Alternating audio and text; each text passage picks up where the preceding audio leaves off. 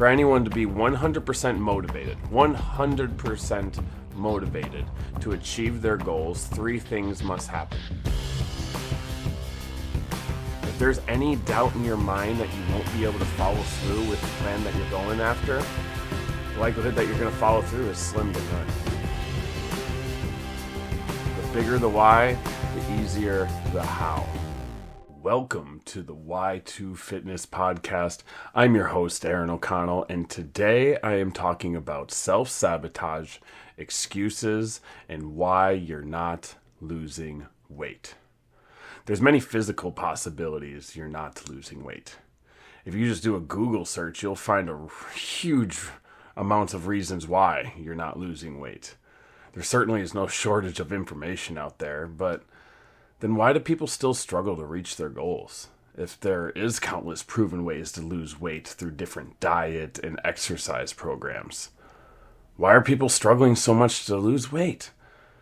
From my observation over the past decade as a trainer, people aren't struggling to lose weight or achieve their goals because they don't know how. Rather, they struggle to stay consistent with their plan to ever lose weight in the first place. Consistent sabotage and excuses are the leading culprit on why you're not losing weight. What if I told you that you're not following through and consistently sabotaging and making excuses is because you're subconsciously trying to fill your emotional needs? Not your physical needs like food or shelter, but the emotional needs that drive everything you do. But first, let's quickly explore some physical reasons why you're not losing weight, because if any of these apply to you, then the answer is straightforward. Number 1, you're eating too many calories.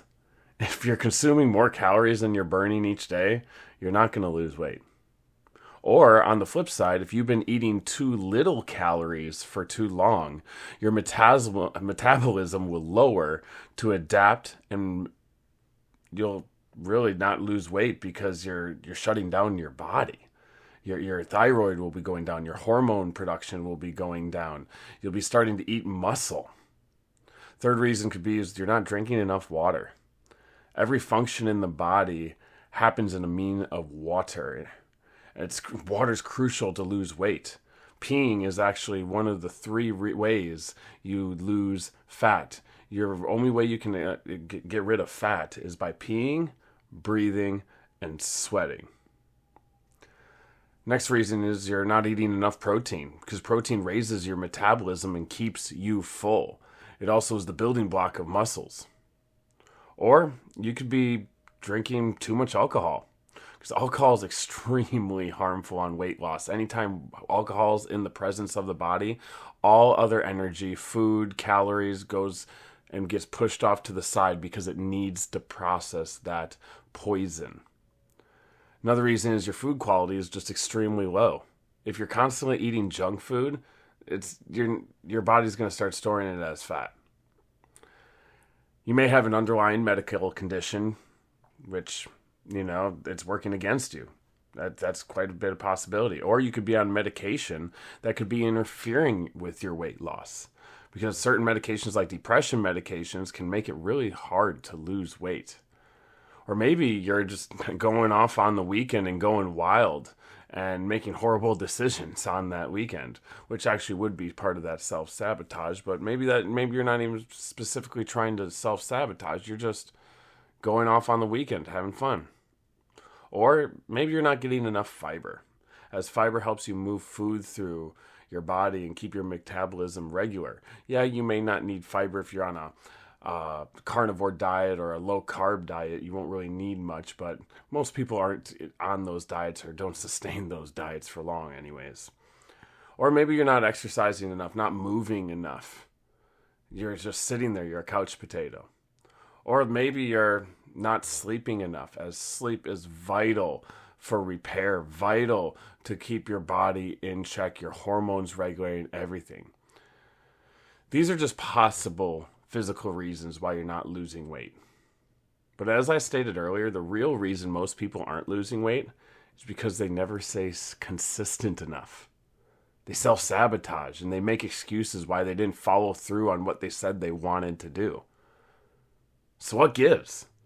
Why do so many say they want something, yet never follow through? There is a reason why you do everything you do. You may not consciously know why, but there is a reason. You cheated on your diet, there's a reason. You worked out, there's a reason. You didn't work out, there's a reason. The good news is there's only about 6 reasons why you do what you do. According to Tony Robbins, who's met tens of millions of people from all over the world, he figured out that there's 6 emotional needs that combined are the reason you do everything, both good and bad.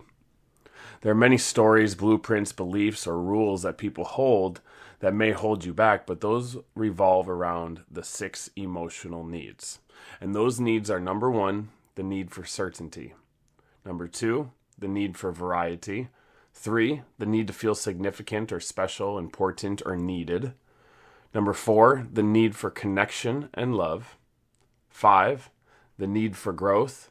And 6, the need for contribution. Everyone has these same 6 needs, but we don't value them equally. The goal is to figure out which 2 needs are your top 2 needs. These top 2 needs determine the direction of your life, which ultimately will determine where you will end up. If you do need more information on the 6 emotional needs, just go Google it, right? 6 emotional needs, Tony Robbins. You'll be able to dive deep into that. But what do these 6 emotional needs have to do with not being able to lose weight? As I said, these 6 emotional needs explain why you do what you do, but the first need, the need for certainty, is a survival need and is why you're not losing weight. Certainty, like I said, is a survival need. You need to feel certain that you can avoid pain and discomfort and ultimately find some joy and comfort. Why? Because continuously feeling pain or discomfort leads to continuous damage. With continuous damage comes death, and we are wired to survive. Hence why certainty is a survival need. For anyone to be 100% motivated to achieve their goals, 3 things must happen. 1, you must be certain the plan or the strategy you're doing will achieve weight loss. 2, you must be certain you can follow through with the plan or the strategy. And 3, you must be certain why you want to lose weight in the first place. The billionaire H.L. Hunt put it like this: there are only 3 requirements for success. First, decide exactly what it is you want in life. Second, determine the price you are going to have to pay to get things you want. And third, and this is the most important, resolve to pay that price. So let's break those down. Number 1, you're not certain that the plan or strategy you're going to do will ever achieve the weight loss. If you aren't certain that the plan you're following is the best plan, you'll always find an excuse to waver. And you'll sabotage your results. Because as I said before, there's countless ways to lose weight, from the numerous types of diets to the plethora of workout programs. With this information overload, it's easy to get lost in a sea of information. If you don't ask and explore why a certain plan is the best to achieve your desired weight loss, you'll just be following blindly.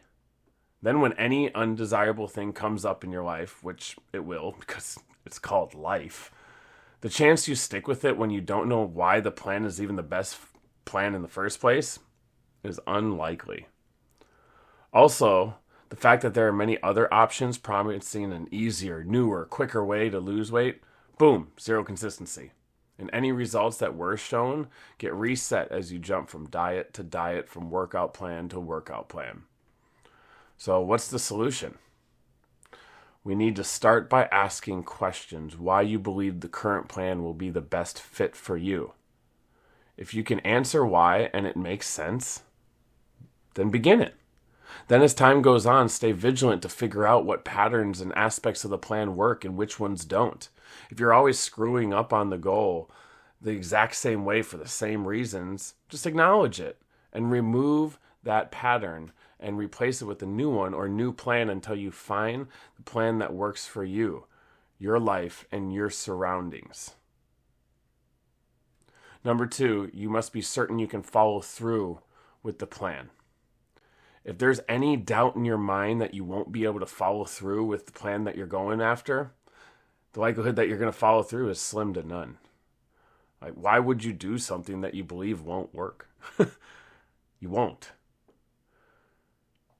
So the solution is finding one that you know you can consistently follow, that's easy and most fun. You want it to be easy and fun because easy and fun is sustainable.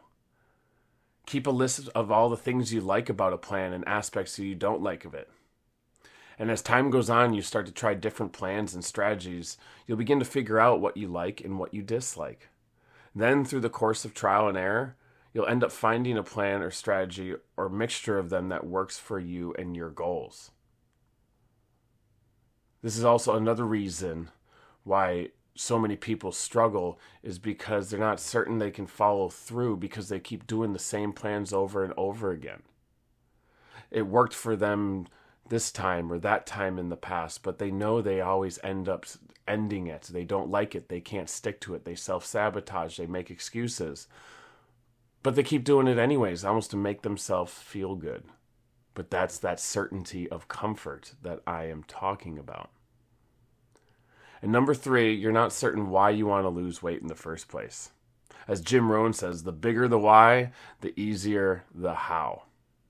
You need to desire to lose weight and have compelling reasons why you want to lose the weight in the first place.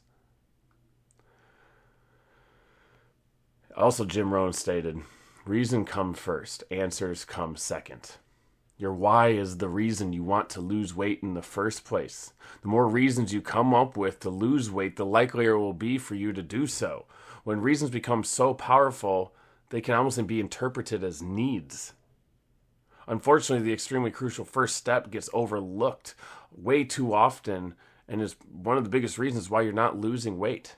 As a Christian, we need to have these goals point to God. If they are for selfish reasons, if they are for vanity reasons, if they are for reasons to make you feel good, these are not strong enough whys, because it goes directly against the Christian principles of dying to self, picking up your cross daily, doing everything for God, making Him the leader of your life, keeping Him at the first, to love Him with all your mind, soul, with all that you have, having no false idol before Him.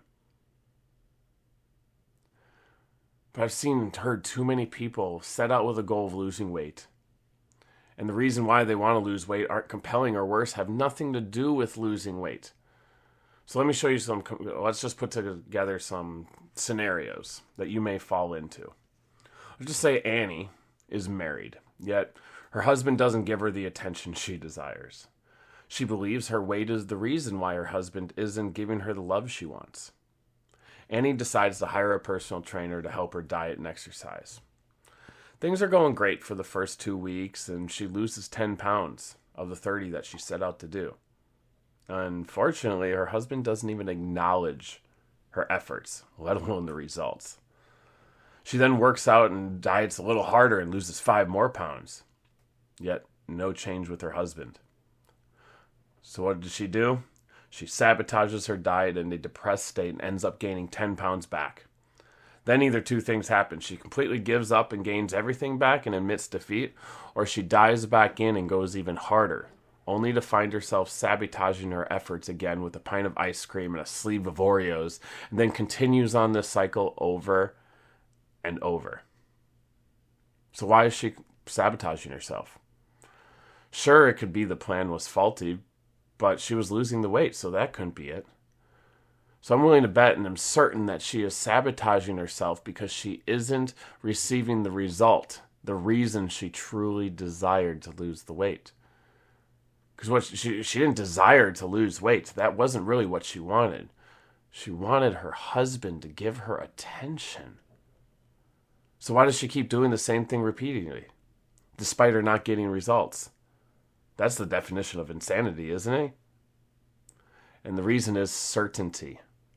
The cycle of effort and sabotage, resulting in little to no change repeatedly, fulfills the emotional need of certainty.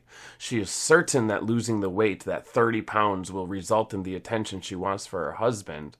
But she's also certain that the strategy of hiring a personal trainer and following the recommendations will result in the weight loss and give her that love that she wants. She's also certain that she isn't achieving her weight loss because she is self-sabotaging. The cycle of certainty is why she can't lose weight, but also provides her comfort. It provides her comfort because she still believes she's doing the right thing to get her husband to pay more attention. And as Tony Robbins states, remember, as long as you believe something, your brain operates on automatic pilot, filtering out any input from the environment and searching for references to validate your belief, regardless of what it is. This is why, this is a little side note, but this is why you can't get through to people that are so against Christianity, that are so against why a man can't become a woman. Because their brains are on autopilot. And that's the same thing that's happening within your weight loss journey. She continues to work out and diet and sabotage, never seeing results. And it's because she has a faulty why. So here's scenario 2. Fred is depressed and unhappy with his life. He sees all these social media influencers that are fit and believes that if he loses weight and gets a six-pack, he'll be happy and fulfilled. He has convinced himself that all these people are happy and have relationships because they aren't fat, or whatever it is. I hear it all the time. Oh man, if I just lost this last little bit of weight, I'd be good. Newsflash. I've been there. It's not that way. But let's continue with the story. So Fred starts dieting and exercising rigorously, and he loses 5% body fat. His goal of getting a six-pack's in sight. Despite getting to this point, he just got blown off by a so-called friend. And worse yet, hasn't gotten a match on Tinder for a month. The feelings of depression and unhappiness rush over him, and he sabotages himself and eats 2 pizzas and a box of brownies. He wakes up feeling worse than ever. He vows never to do it again and gets right after that six-pack again, only to get to where he was before. And boom, sabotages again because somebody said something nasty to him. He then continues this repetitive cycle or just gives up. But why would he continue trying if it doesn't work? Yep, you guessed it. Certainty. He's certain if he gets a six-pack, people will like him and he'll be happy. Every time he gets close, though, he finds himself just as unhappy as before. He purposely sabotages himself to stay comforted that he's certain that he's doing the right thing, but he's also certain he's not getting it because he sabotages himself. Does any of this sound familiar? The problem with both scenarios is the reason why they wanted to lose the weight had nothing to do with losing weight, rather a feeling. Feelings can come and go and aren't dictated by the situations we're in. We have the power to respond to every situation any way we choose. In scenario 1, Annie was trying to fix a problem with her husband by losing weight. Not related. Scenario 2, Fred wanted to lose weight to be happy, but happy is a decision, not a result. Fred could have just chosen to be happy despite any physical challenges. There are plenty of jolly fat people out there. Just look at Santa Claus. So what's the solution? Before embarking on your weight loss, we need to write down compelling reasons why you want to achieve the goal and make sure they're relevant. As Christians, we need to make sure they're celebrating God, they're glorifying God, and not just our selfish selves. We can't be expecting a workout plan, a diet, our physical flesh be the reason why we have joy. No, the joy of the Lord is our strength, the Bible says. We need to be deriving our joy off of God and all the things that He has given us. We need to start with gratitude. Praise and thanksgiving puts us in the court of God. God is the ultimate healer. God is the ultimate physician. The Holy Spirit resides in you, your body, its temple. These are reasons why you should be not a fat tub of lard. Why you should be taking care of yourself. Why you shouldn't be constantly putting all this endless junk in your body just because it makes you feel good. We need to be ready and capable for anything God, the devil, or life throws our way, because the devil's after us.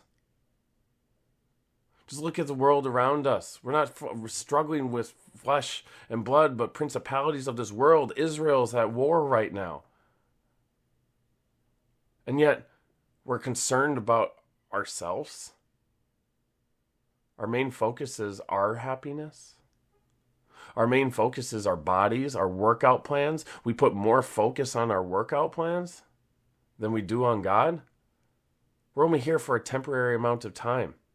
But that doesn't mean neglect our bodies. No, it means that we should keep them in tip-top shape to glorify God, so we can speak with authority, so we can have the energy to be able to go out and witness, so we can have the energy and the brain capacity, because when you're more fit, when you're working out hard, you're going to have more mental, you're going to have a more sound mental ability to go be able to think straight, to be able to go and talk to people and in a way that they want to hear it and not just all around.